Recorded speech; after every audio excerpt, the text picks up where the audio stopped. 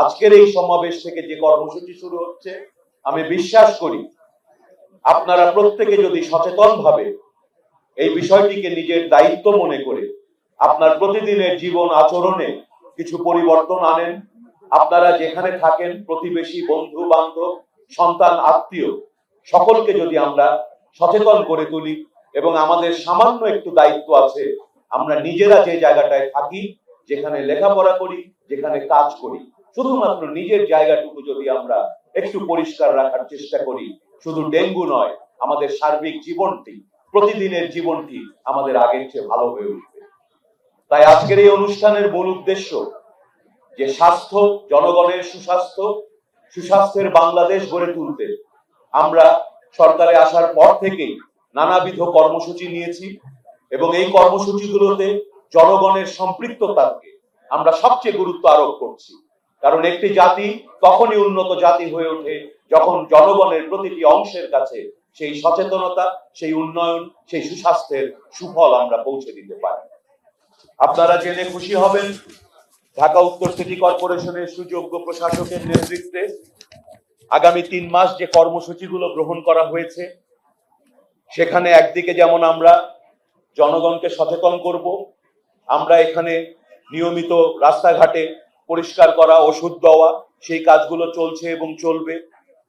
এই বিভিন্ন সোসাইটিগুলো তারা ইতিমধ্যেই সচেতনভাবে পদক্ষেপ নেওয়ার জন্য দাবি জানিয়েছেন, তাদেরকে আমরা সেই সহযোগিতা করব, সেই চিঠি দেব এবং তারপরেও যদি কাজ না হয় তাদেরকে নিয়েই আমরা আইনের আওতায় যে কঠিন ব্যবস্থাগুলো নিতে হয় প্রয়োজনে সেগুলো নেব। তবুও আমরা বাংলাদেশের মানুষকে এই ডেঙ্গুর অত্যাচার থেকে রক্ষা করার জন্য সব রকম ব্যবস্থা নেব ইনশাআল্লাহ।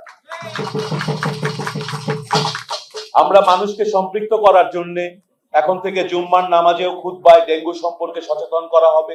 আমাদের সম্মানিত ইমাম সাহেবরা তারা সমাজে যে অবস্থান ধারণ করেন, তাদের মুখ থেকে এই কথাগুলো যখন আসবে, আমি বিশ্বাস করি সেটা আমাদেরকে আরেকটু নাড়া দেবে, আরেকটু সচেতন করবে।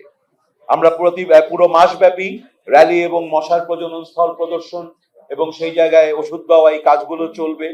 বিভিন্ন নাগরিক হটলাইন তৈরি করা হয়েছে, সেই নাগরিক হটলাইনে আপনারা যে কোনো পরামর্শ পাবেন ডেঙ্গু বিষয়ে। একই সাথে হাসপাতালে যে রোগীগুলো থাকবে, আমরা আশা করছি এবার আগের বছরগুলোর চেয়ে আমরা কম রোগী পাবো, কারণ আমরা আশা করছি আমাদের এই সচেতনতার মাধ্যমে ডেঙ্গুর প্রসারটা কম ঘটবে।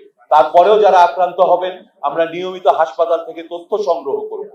যে এলাকা থেকে রোগীগুলো আসবেন, আমরা সমন্বয় করে সিটি কর্পোরেশনের সঙ্গে দ্রুত গতিতে সেই এলাকাগুলোতে আবার বাড়তি পরিষ্কার পরিচ্ছন্নতা অভিযান এবং ওষুধের ব্যবস্থা করব। এইভাবে একই সাথে আপনারা দেখেছেন আজকে এখানে আমাদের বিশ্ববিদ্যালয়ের একজন গবেষক অধ্যাপক তিনি আছেন, বক্তব্য রেখেছেন। এই ধরনের কীটতত্ত্ববিদ যারা আছেন, এই মশাগুলো সম্পর্কে আমাদের চলমান গবেষণা এবং তথ্য সংগ্রহ চলছে। এই মশাগুলোর ভেতরে কিছু পরিবর্তন হয়, সেই পরিবর্তন সাপেক্ষে আমাদের ব্যবস্থা গ্রহণ করতে হয়, সেই কাজগুলো চলবে। আমরা পাশাপাশি একটা সার্ভিলেন্সের ব্যবস্থা করছি, যে সমাজে যে কোনো জায়গায় যদি আমাদের ডেঙ্গুর প্রকোপটা বাড়ে, আমরা যেন দ্রুত ব্যবস্থা নিতে পারি। তো আমি আর বক্তব্য দীর্ঘায়িত করব না। আজকে আপনারা এই অংশগ্রহণ, স্বতঃস্ফূর্ত অংশগ্রহণের জন্য ধন্যবাদ জানাই। এবং আজ যে কর্মসূচি শুরু হলো 3 মাস ব্যাপী, আমরা যে যার অবস্থান থেকে এই কাজগুলোকে সচেষ্ট রাখবো। ইনশাল্লাহ এবছর ডেঙ্গুকে আমরা আরেকটু নিয়ন্ত্রণে নিয়ে আসতে পারবো।